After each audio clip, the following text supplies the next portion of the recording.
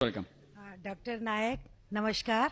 मैं सुधा जैन पारिवारिक न्यायालय में प्रैक्टिस कर रही हूँ। मेरा एक बहुत ही प्रैक्टिकल सवाल है। अभी आपने बताया कि हम महिलाओं के लिए हमारे मुस्लिम धर्म में हम महिलाओं को बहुत 75% हम सम्मान देते हैं, उनके अधिकार हैं, उनके राइट्स हैं। तो मेरा एक सवाल ये है जो कि मैं आए दिन देखती हूँ कि जो आपके जो मुस्लिम धर्म के अनुसार जो तलाक का जो सिस्टम है, 3 बार तलाक देने के बाद उस पर जो इद्दत पीरियड का जो केवल मेंटेनेंस मिलता है, उसके बाद एक अनपढ़ एक ऐसी महिला जो अपना सोर्स ऑफ इनकम उसका कुछ भी नहीं है, उसको किसके सहारे पर छोड़ दिया जाता है। हमारा धर्म जो मुस्लिम धर्म है उसमें कोई ऐसी व्यवस्था कर दी जाए जिससे कि ऐसी महिलाओं को जीवन जो आसानी से कट सके। Thank you. बहन ने एक बहुत अच्छा सवाल पूछा। उन्होंने ये कहा कि इस्लाम मजहब में जब किसी का तलाक होता है तो बहुत से अनपढ़ खवातीन जिन्हें इल्म नहीं होता, उनको जीने के लिए कुछ पैसा नहीं होता, तो कुछ ऐसा मेंटेनेंस जिस तरीके से होना चाहिए कि नहीं।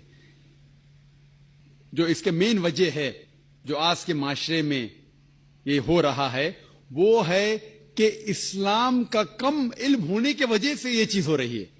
अगर हर इंसान इस्लाम मजहब को सही तरीके से समझ सके तो मैं ये कहना चाहता हूं कि जो हुकूक खवातीन के इस्लाम में है वो कोई भी मजहब में नहीं, कोई भी सोसाइटी में नहीं है।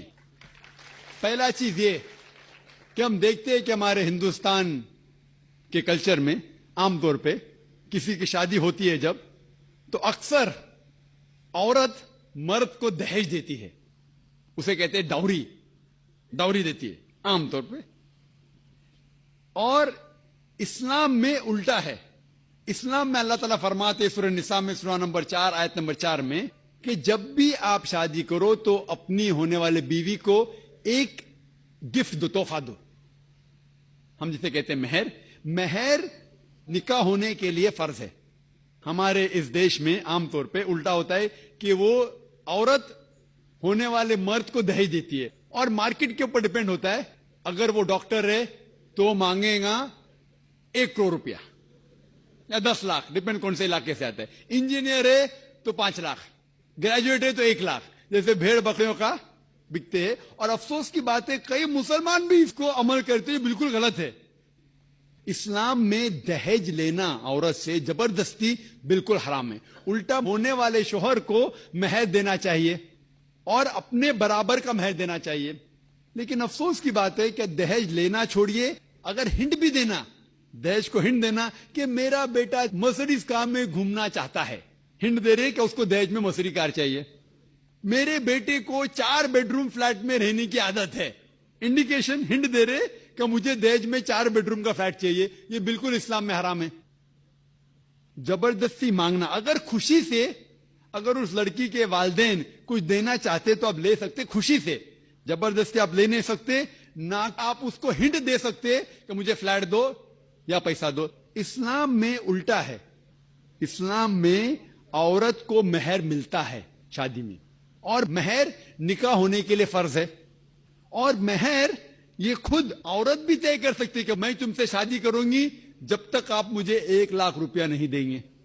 वो अलग बात है कि वो गरीब शौहर है, गरीब आदमी बोलेगा मैं 1 लाख नहीं है, आप कोई दूसरे मर्द को ढूंढो, मैं दूसरी लड़की को ढूंढूंगा, ये भी जायज है। तो वो लड़की दूसरे शौहर को ढूंढेंगे, ठीक है ना। लेकिन वो कह सकती मुझे 1 लाख चाहिए, 5 लाख चाहिए, 10 लाख चाहिए, कुछ भी कह सकती है। अगर शौहर के पास कुव्वत है वो देगा, नहीं कुव्वत है तो नहीं देगा। इसीलिए अरब मुमालिक में लड़की लोग इतना डिमांड करते हैं कि उनको अरब खवातीन से शादी करना मुश्किल पड़ जाता है, क्योंकि वो जानते हैं अपने हुकूक को। सूरह निसा की सूरह नंबर 4 आयत नंबर 20 के आयत में लिखा है कि आप उन्हें सोने का पहाड़ भी दे सकते हैं मेहर में, और आप उसे एक आयत भी सिखा सकते हैं, वो भी मेहर है। अगर आपके पास पैसा नहीं है और वो आदमी कहता है कि मेरे पास पैसा नहीं, मैं आपको कुरान शरीफ की आयत पढ़ के सुनाऊंगा, वो भी मेहर हो गया। तो मेहर की कोई हद नहीं है, ना नीची हद है ना ऊपर हद है। अपने अपने स्टेटस के अकॉर्डिंग वो मेहर तय कर सकते। और ये मेहर की कई वजह है।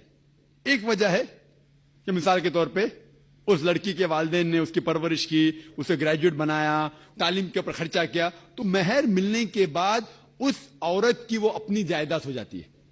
وہ چاہے اپنے والدین کو دے, چاہے خود رکھے, یا اس کو کوئی بزنس میں لگا دے, کوئی تجارت میں لگا دے, اس کا حق ہے.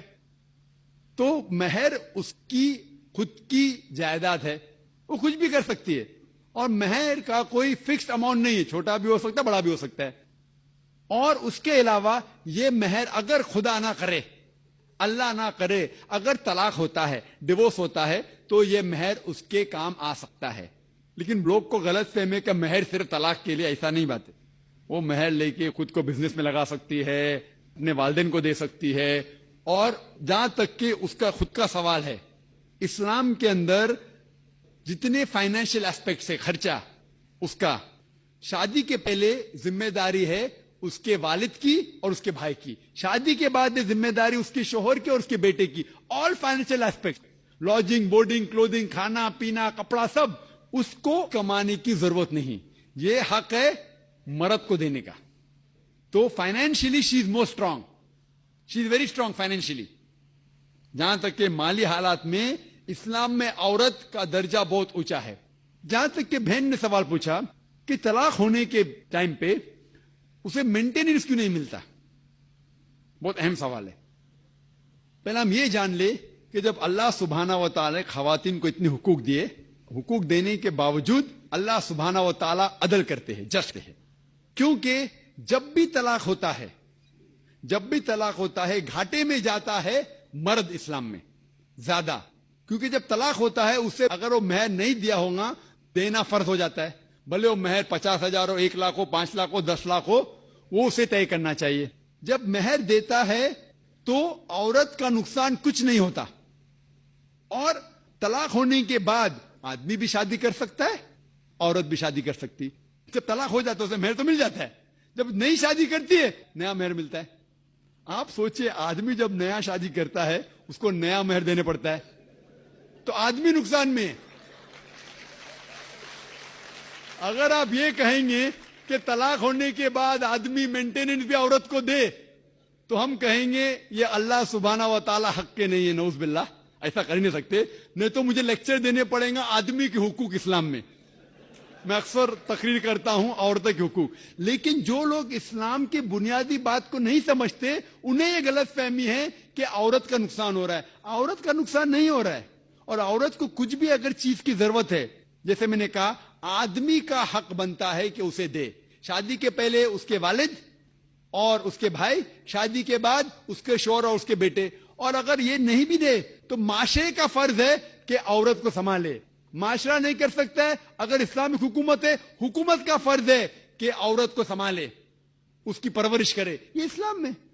لیکن اگر آپ اس کے بعد کہیں گے طلاق ہونے کے بعد آدمی اسے ہر مہینہ اور 1,000 روپیہ دے, 5,000 روپیہ دے, تو یہ آدمی پہ ظلم ہوئے گا. لیکن جو مہر طے ہوتا ہے شادی کے پہلے نکاح میں, کیا مجھے چاہیے 5 لاکھ روپیہ, اسے وہ سنبھال سکتی ہے. اسے کوئی تجارت میں لگائے اور اس کی آمدنی لے سکتی ہے. اگر کوئی شک ہے کہ ہو سکتا ہے میرا طلاق, کبھی بھی شادی ہوتی تو طلاق کا گمان تو رہتا ہے دماغ میں کہ طلاق ہونے والا ہے, ہو سکتا ہے. لیکن اس کے لیے اسلام نے اسے الحمدللہ کئی چیزیں سے حفاظت کی ہے. تو مہر جو ہے اسے کئی فائدے ہیں. اور اس کے باوجود حدیث محمد صلی اللہ علیہ وسلم کی کہ اگر کوئی آدمی اپنی بیٹی جس کا طلاق ہوتا ہے اس کی حفاظت کرتا ہے تو بہت ثواب ملتا ہے. تو اسلام میں جو طلاق شدہ عورت ہے اس کے لیے الحمدللہ کئی طریقے ہیں جس سے اس کی حفاظت کی جاتی ہے. جو آپ جو کہہ رہے ہیں وہ یہاں کے معاشرے کے بارے میں کہہ رہے ہیں, تو میں کہتا ہوں کہ یہاں کے خواتین کو اپنے حقوق خود پتہ نہیں, ان کی غلطی ہے, اسلام کی نہیں. ہمارے خواتین اور ہمارے مرد خود نہیں جانتے, طلاق کیسا دینا جانتے نہیں. غلطی کس کی؟ اسلام کی. اسلام کی نہیں, اسلام کے فالو کرنے کے مسلمان کی. اگر آپ اسلام کو جاننا چاہتے ہیں تو مسلمان کو مت دیکھیے. جس طریقے سے آج میں نے کہا, آپ اگر مرسیڈیز کار کو جاننا چاہتے کتنی اچھی ہے, اگر کوئی ڈرائیور جو ڈرائیونگ نہیں جانتا ہے اس کے پیچھے بیٹھا اسٹیئرنگ ویل کے اوپر اور مرسیڈیز کار کو ٹھوک لیتا ہے, تو غلطی کس کی؟ مرسیڈیز کار کی کہ ڈرائیور کی؟ ڈرائیور کی. اسے مرسیڈیز کار چلانے آتا نہیں. تو اسی لیے اسلام کو اگر جاننا چاہیے تو آپ کو قرآن کو پڑھنا چاہیے اور صحیح حدیث کو. یہ افسوس کی بات ہے کہ کئی مسلمان خود نہیں جانتے قرآن و حدیث میں کیا لکھا ہے, کس طریقے سے طلاق دینا چاہیے, کس طریقے سے برتاؤ کرنا چاہیے اپنی بیوی کے ساتھ. اسی لیے میں تقریر کر رہا ہوں تو لوگوں کو قرآن اور حدیث کے قریب لے کے آؤں. Hope that answers the question.